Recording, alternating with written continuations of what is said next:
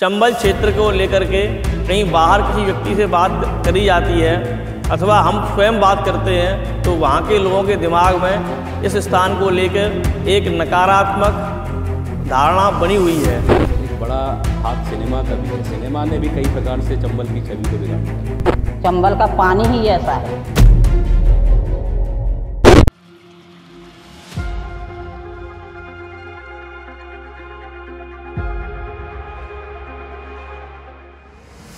चंबल मतलब बंदूकें, गोलियां, बीहड़ और बागी।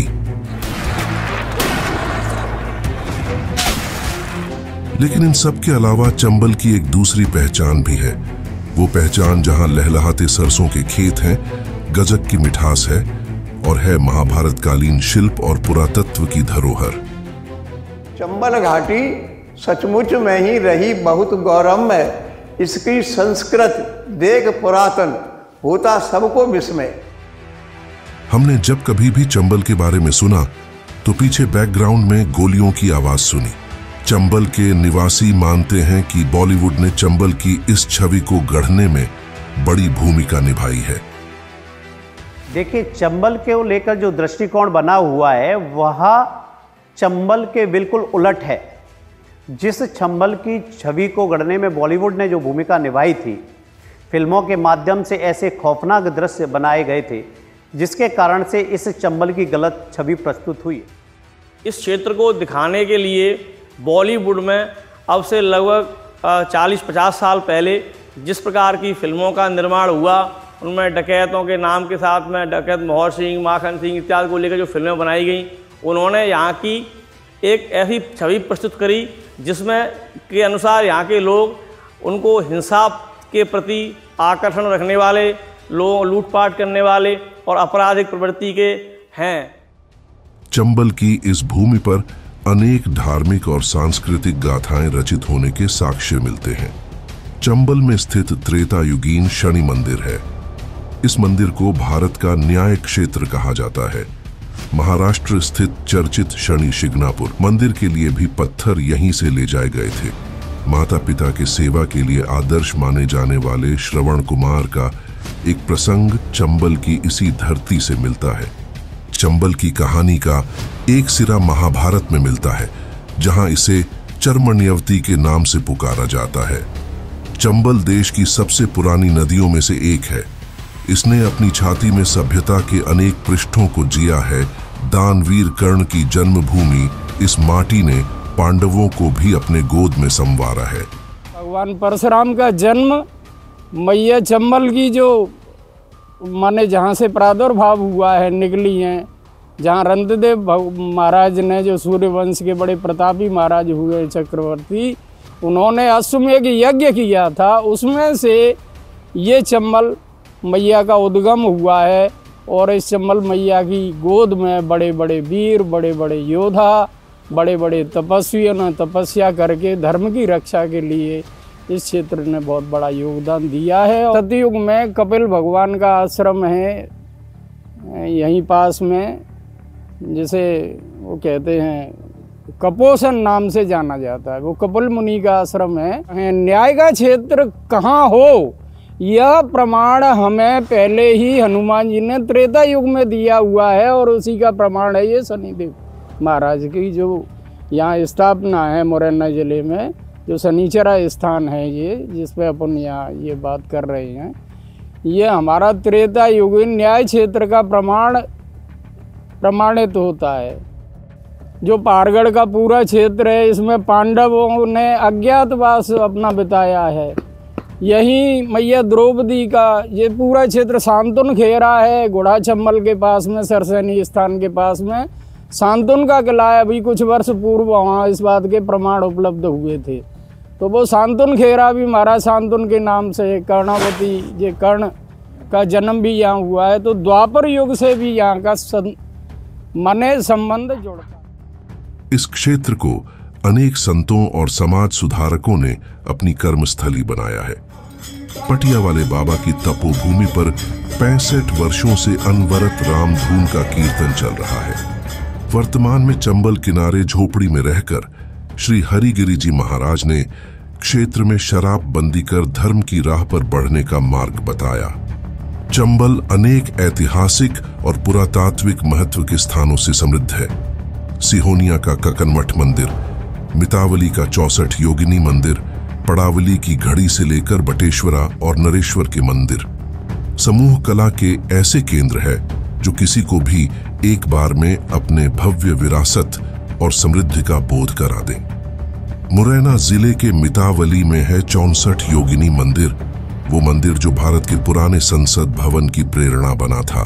कभी यह मंदिर तांत्रिक शिक्षा का एक बड़ा केंद्र था, जहां सूर्य के गोचर के आधार पर ज्योतिष और गणित में शिक्षा दी जाती थी।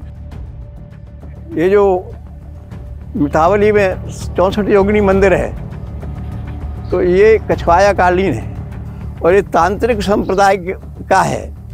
तो ये इसको बताते हैं, ये तांत्रिक यूनिवर्सिटी थी, बहुत बड़ी यूनिवर्सिटी थी, और यहाँ तांत्रिक लोग अभी भी साधना करने को बताते हैं कि आते हैं। यमुना के किनारे पर खड़े 101 मंदिर भगवान शिव के अद्भुत कृपा की कहानी कहते हैं। यहाँ यमुना भी अपनी धरा के विपरीत बहती है। बटेश्वर में लगभग 200 से ज्यादा मंदिरों का निर्माण 8वीं और 10वीं शताब्दी के बीच गुर्जारा प्रतिहारा वंश के राजाओं ने करवाए थे। प्राकृतिक कारणों से नष्ट हो चुके इन मंदिरों को जब ASI ने दोबारा तैयार किया तो इनकी नक्काशी उस समय की स्वर्णिम काल की गवाही बनी।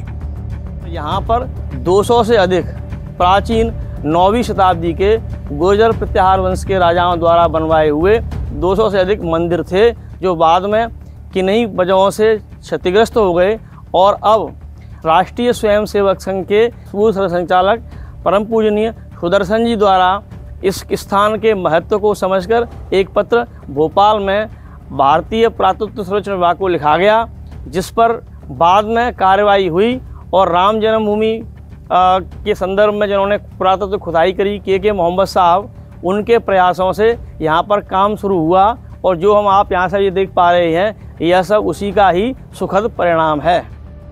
चंबल की यह भूमि वीरों की भूमि है। मुगल हो या अंग्रेजी हुकूमत, कोई भी चंबल की सीमाओं को कभी पार नहीं कर पाया।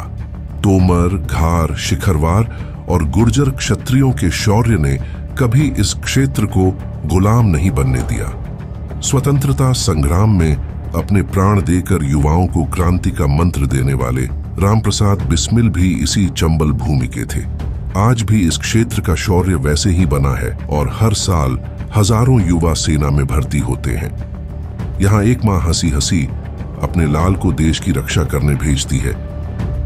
बहुत से शहीद हो जाते देश के लिए। अब यहीं गांव से बहुत बच्चे हुए, बहुत लोग शहीद हो गए हैं। हम लोग तो शहीद में से, शहीद परिवार में से हम लोग, गर्व है हम लोगों को, क्या जो है सो। हम तो ये कहना चाहते हैं कि हमारे यहाँ के बच्चे बहुत स्ट्रॉन्ग हैं और बहुत उत्साहित रहते हैं सेना की भर्ती के लिए, भले चाहे जितने शहीद हो जाएं। ये नहीं है कि एक शहीद हो गया तो हम ना भर्ती हों। चंबल का पानी ही ऐसा है।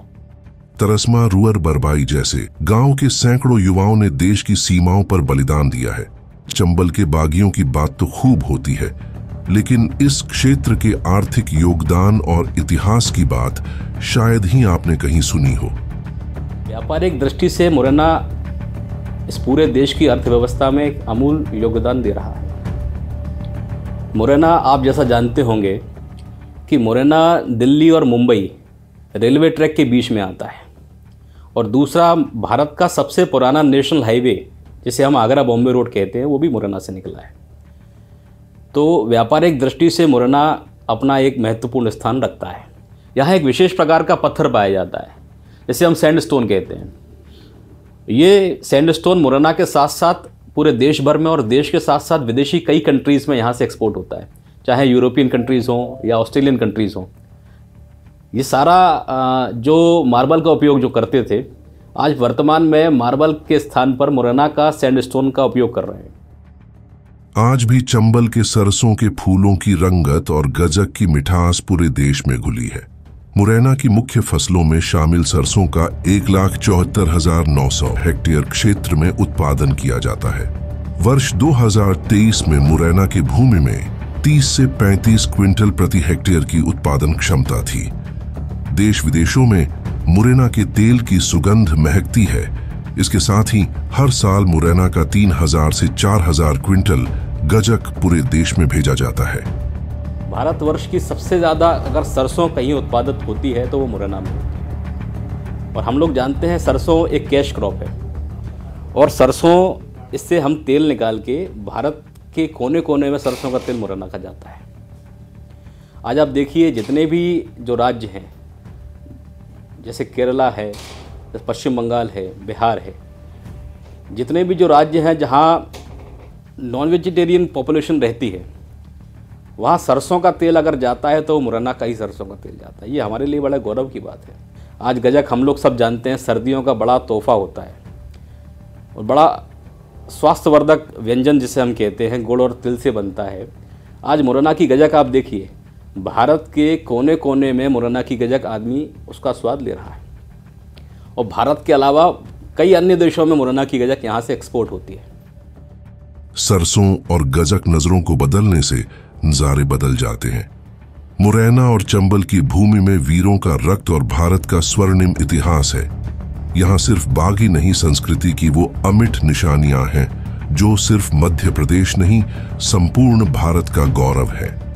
तो मैं आप सभी से यही कहना चाहूँगा कि जो फिल्मों के माध्यम से आपने जिस चंबल को देखा है वह सत्य नहीं है। आप एक बार चंबल आइए और चंबल की यहाँ भौतिक परंपरा को देखिए, यहाँ के पुरातत्व को देखिए, यहाँ के आध्यात्म को देखिए, यहाँ के सांस्कृतिक उसको देखिए, आपको एक नई चंबल मिलेगी।